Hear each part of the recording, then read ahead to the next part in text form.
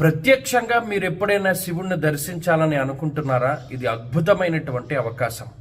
ఆకాశంలో ఉన్నటువంటి నక్షత్ర సమూహాలు నటరాజస్వామి వారి యొక్క ఆకృతిలో మనందరికీ కూడా కనిపించేటువంటి రోజుని శివముక్కోటిగా చెప్తారు. ఈ శివముక్కోటి అనేటువంటిది ప్రతి మార్గశీర్ష మాసంలోనూ ఆరుద్ర నక్షత్రం ఉండేటువంటి రోజున ఏర్పడుతుంది.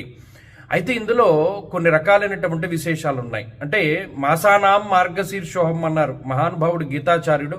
మాసాలన్నింటిలోనూ నేను మార్గశీర్ష మాసాన్ని అన్నారు. ఎందుకంటే ఈ మాసంలోనే విష్ణుమూర్తికి సంబంధించినటువంటి అనేక అవతారాల యొక్క ఆవిర్భావం అయినటువంటిది జరిగింది. అలాగే ఈ మాసంలోనే పరమశివుడు లింగ రూపంలో ఆవిర్భవిస్తారు. ఆరుద్ర నక్షత్రం రోజున అపాతాళ నభస్థలాంత భువన మనకి అందులో చెప్పినటువంటి విధానంగా జ్యోతిస్తంభ రూపంలో ఆయన ఆవిర్భవిస్తారు.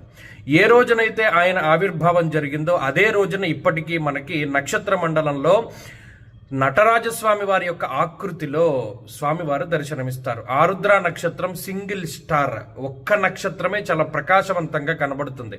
కంచె పరమాచార్యుల వారు ఉండేటువంటి రోజుల్లో అయితే ప్రత్యేకించి ఉదయకాలంలో దీన్ని ప్రస్ఫుటంగా చూసేవారు. ఇది ఎప్పుడు కనబడుతుంది? ఆరుద్ర నక్షత్రం ఉన్నటువంటి రోజున బ్రాహ్మీ ముహూర్త సమయంలో, అంటే తెల్లవారుజాము ఘడియల్లో ఎక్కువగా కనబడుతూ ఉంటుంది.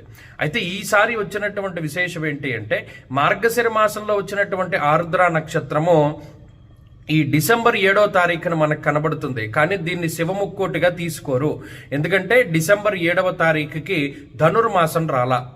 జనవరి నెల 3వ తారీఖున శివముక్కోటిగా ఆచరిస్తారు. చాలా విశేషంగా ఈసారి ఏమైంది అంటే పౌర్ణానికి ఆరుద్ర నక్షత్రం వచ్చింది.